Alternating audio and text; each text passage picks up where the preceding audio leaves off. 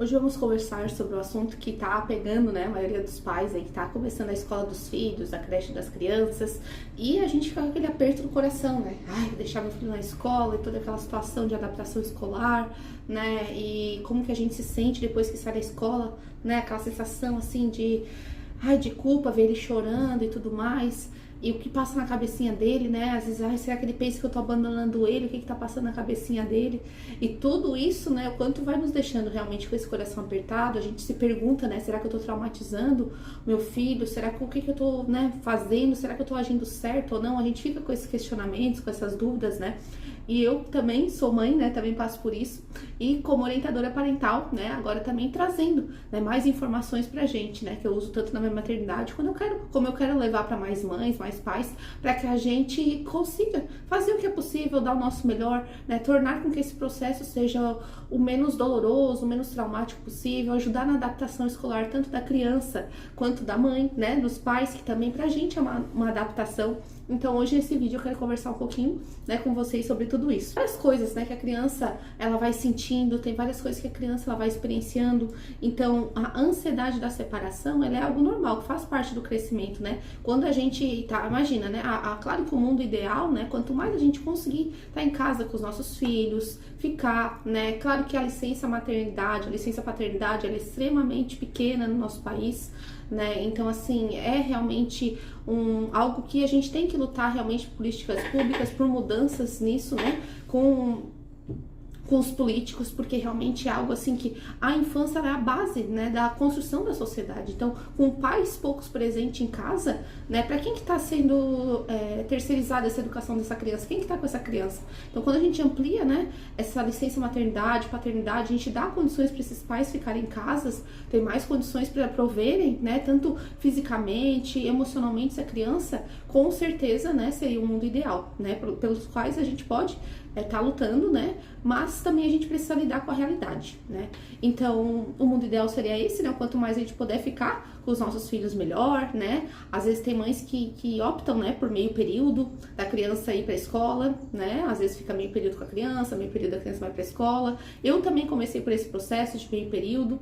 Hoje, meus dois filhos, hoje o maiorzinho agora nesse ano vai meio período, e o menorzinho ele fica o dia todo, né? Porque eu tenho o trabalho, outras coisas que foram envolvendo. Então eu decidi, né, por quando o menorzinho tentar estar ao máximo com ele, mas à medida que vai crescendo e tudo mais, às vezes deixar o tempo integral pra mim foi uma melhor escolha, tanto para os meus afazeres, né, para quando eles estivessem em casa eu realmente pudesse estar ali, estar com eles, né, a parte da noite em diante, a parte da manhã mais cedinho, a gente poder estar junto, ter realmente esse tempo, né, junto, de qualidade, de conexão, né? E durante o período que ele não tá comigo, eu tentar ser o mais produtiva possível nos meus afazeres, no meu trabalho, né? Cuidando também da minha vida, coisas pessoais.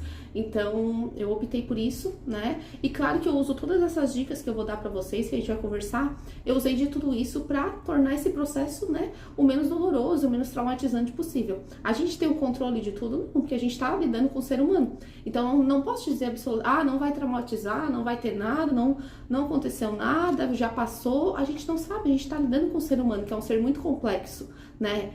Nós mesmos já passamos por isso e a gente tem muita coisa no nosso inconsciente que a gente não sabe como se sentiu lá atrás, tem alguns padrões que se manifestam hoje, que eu não sei se veio de algum sentimento meu que eu fui abandonada em algum momento da minha vida, da minha infância, que eu fui rejeitada. Tem várias coisas, né, que só com o processo, né, de autoconhecimento, de autodescoberta, de compreender, trazer do inconsciente pro consciente certas coisas, a gente vai entendendo. Então, o controle a gente não tem, mas a gente, como pais, né, a gente sempre busca fazer o melhor que a gente pode, o melhor que a gente consegue, né? Não dá pra cobrar muita coisa também dos nossos pais que passaram antes por outras experiências, por um outro período de vida, por outras vivências, né, que eles também deram o que eles conseguiram dar, deram o que foi ensinado para eles. Eles não tinham todo esse acesso a essa informação, né? Capaz que antigamente, olha, a gente tá tendo acesso agora, como é que eu posso melhorar essa adaptação escolar? Como que eu posso melhorar o vínculo com meu filho? Então, todo esse conhecimento, essa informação, a gente não tinha antigamente, né? E então a gente tem que fazer bom uso, tem que aproveitar, né? E tem que buscar dar o melhor, né, que a gente pode, que a gente consegue, né? Sempre buscando ampliar nossa consciência, né, sobre esses assuntos, e fazer realmente o melhor que a gente consegue para os nossos filhos, né? Então, como que a gente pode ir lidando, né, com isso tudo que pode acontecer, essa ansiedade, a separação, que a criança, quando ela sabe que ela vai ficar um período longe da mamãe, já começa a bater uma ansiedade nela, né, já começa a ficar mais ansiosa, ou ela fica mais sensível emocionalmente, às vezes começa a chorar mais, né, começa a ficar mais assim, realmente mais sensível mesmo, né? Aumenta mais a sensibilidade dela porque ela tá passando por um momento de dor, né? E toda essa adaptação também a uma nova rotina, novas pessoas, a um novo ritmo, né? Então tudo isso mexe muito com a criança, né? E como que a gente pode então ir melhorando esses aspectos, né? E buscando ajudar o nosso filho a passar por tudo isso, sempre buscando, né, desenvolver um apego seguro com a criança, né? Então, o que é o apego seguro? É a gente trazer, né, sempre segurança, quando essa criança precisar, quando ela chorar, a gente está desenvolvendo a sensação que ela pode contar com a gente, né? Que nesse momento a gente está deixando ela na escola, que tem outras necessidades, está sempre conversando com a criança, explicando, né? Claro que a linguagem que a gente vai explicar é diferente de um adulto, né? Então a gente pode explicar com poucas palavras, mas explicando de uma forma que seja, que a criança possa ter uma certa compreensão, porque a gente acha que a criança não entende nada, mas elas entendem, né? Elas sentem como a gente está, a nossa segurança, se a gente está segura, a nossa decisão, se a gente está muito insegura, se a gente está se sentindo culpada, tudo isso a criança ela vai sentir, né? E se ela vê que a mamãe tá bem, tá conversando, se sente segura, né, que há um tempo e depois a mãe já vai buscar, se a gente vai passando essa segurança para ela, essa firmeza, esse entendimento, ela vai também aos poucos ir aceitando isso, né, e a gente mostrar para ela que a gente vai estar sempre ali, né, que logo a gente já volta. Ajudar essa criança a desenvolver um bom vínculo com as professoras é maravilhoso, porque ela vai estar lá, então agora uma nova figura, né, de segurança para ela vai ser o professor. Então ajudar essa criança nesse desenvolvimento, né, escolher escolas que tenham esse olhar, né, mais acolhedor, que tenham esse olhar de cuidado com a infância, que se importe, né, que tenha uma boa conversa, um bom relacionamento com os pais, e quando não for possível escolher, desenvolver, né, dentro da estrutura que tu tem possível, dentro de tudo, desenvolver esse relacionamento bom com os professores, buscar conversar, participar, né, sem aquele também olhar de cobrança ou de coisa, mas não, como parceiros, né, parceiros da educação da criança, parceiros do cuidado da criança. Então isso é muito importante também, né, evitar reprimir as emoções da criança, porque muitas vezes, isso daí é besteira, já passou, para de chorar, não é pra chorar. Quando a gente fica criticando ou fica reprimindo a emoção da criança, né? Para de chorar aqui, não pode chorar, agora tu entrou aqui. Isso é muito pior, né? Porque a criança vai se aguentando, vai ficar se aguentando e muitas vezes começa se não sai, né? Se ela não consegue externalizar essa emoção, muitas vezes vai sair por dentro. Daqui a pouco começa feridas no corpo, dor de barriga, dor de cabeça, começa sintomas físicos, né? Porque ela tá reprimindo essas emoções, ela não tá aprendendo a lidar com as emoções, ela não tá se sentindo acolhida, compreendida, ouvida. Então tudo isso, né, pode também impactar, né, em como que essa criança vai se sentir, se ela às vezes vai ficar ainda mais sensível, vai chorar mais, né, o que ela tá conseguindo, né, se a gente não nomear, se a gente não conversar, se a gente não ouvir o que ela tá sentindo e ajudar ela a elaborar tudo isso que tá acontecendo, é muito mais difícil ela conseguir sozinha, né.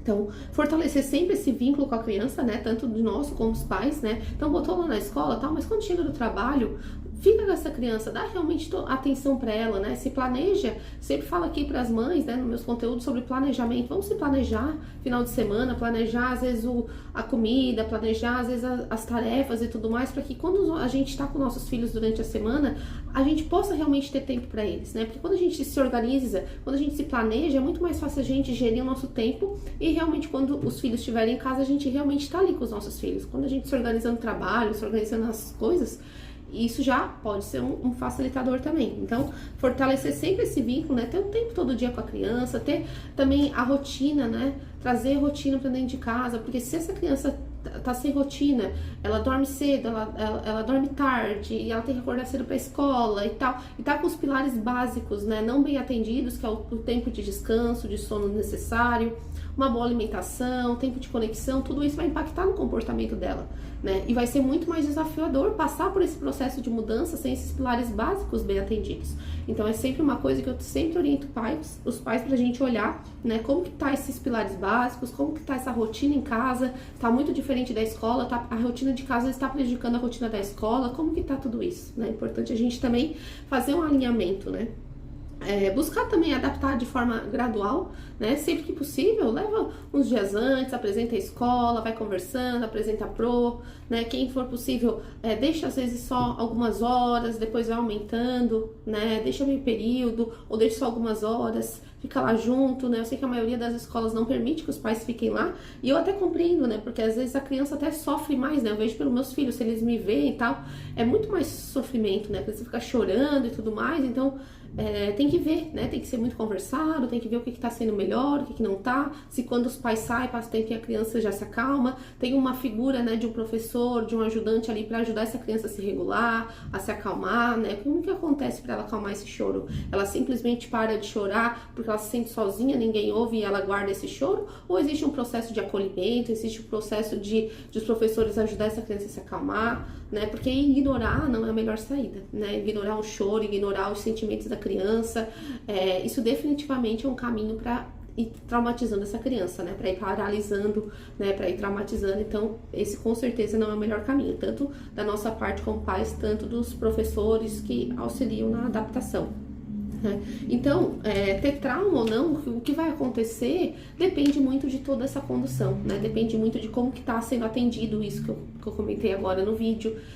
Porque não é o fato em si, né? A adaptação, a escola nova, alguma mudança aconteceu na vida da criança que necessariamente vai causar o trauma. É muito da nossa condução, de como que está o ambiente, de como que é esse acolhimento, como que essa criança passa por tudo isso, né? Se tem alguém para ajudar ela a regular essas emoções que ela não tem capacidade ainda de regular sozinha. Então, tudo isso vai nos conduzir, né? Se isso vai traumatizando a criança, se está gerando alguma coisa mais forte dentro dela, ou se não, se o processo está sendo bem conduzido, se aos poucos ela está se adaptando, se aos poucos ela já está, né, aproveitando a nova rotina, também as novas oportunidades que tem, né, na escola e todo esse contato, e às vezes até se desenvolvendo, né, que é muito legal, eles vão comendo, às vezes crianças que não comem tanto em casa, às vezes vê os outros comendo, já come mais na escola, e já brinca, interage também, então tem vários pontos positivos também, né, mas claro que esse olhar atento de nós como pais, os profissionais, é importante para que a gente saiba se esse processo está sendo